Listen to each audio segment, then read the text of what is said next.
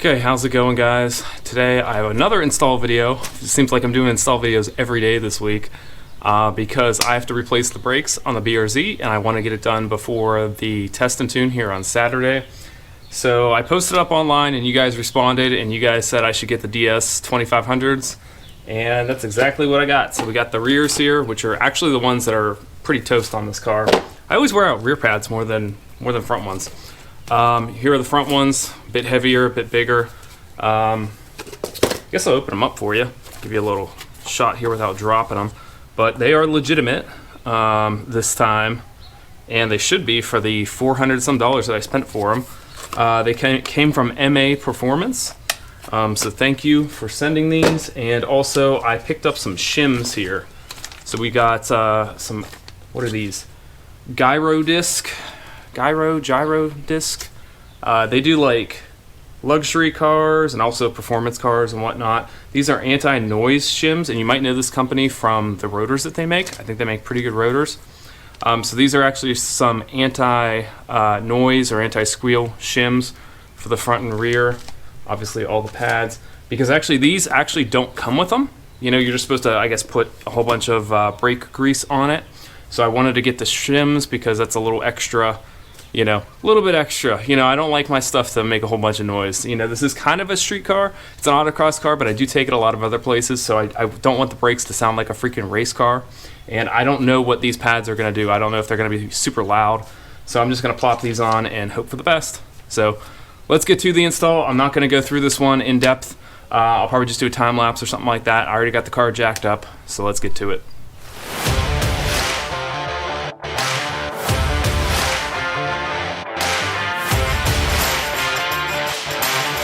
Okay, so I didn't know if I was going to tackle these before the test and tune, but I am definitely glad that I did. I hope you can see this, but there's virtually nothing on these. So, yeah, you can see where the wear thing is, the squealer, and it's not going to pick it up on there. I'll put a picture up, but man, these are dead. They are real dead right now. So I am glad I'm replacing them. The rears were the worst. That's why I wanted to tackle them first, and because they're probably going to be a little bit easier, but man, they're dead. By the way, if you go and get yourself a dowel rod from like Lowe's, it works really good for not scraping your Brembo calipers instead of using like a metal punch or something. So just a little tip, just figured it out. I went there before I started this, so let's get to the rest of them because I really want to get these on now.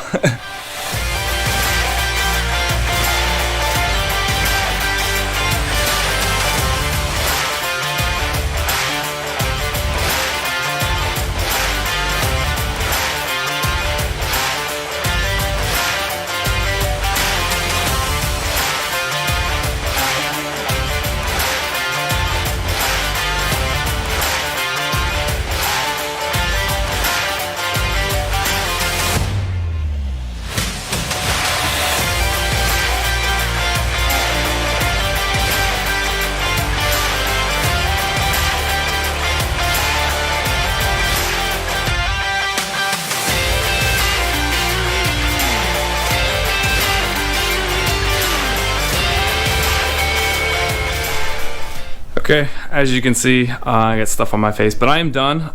The Brembos are different to do, to be totally honest. You got to figure out how to either punch the pins out or pull them out from the back. The rods that I got here, these things work perfectly for the back. I mean, like, I guess there's not a lot of tension on that, but you can see like this one just kind of like split and everything, and maybe that's why it's not a good idea to do. And then when you hit it, it just kind of snaps.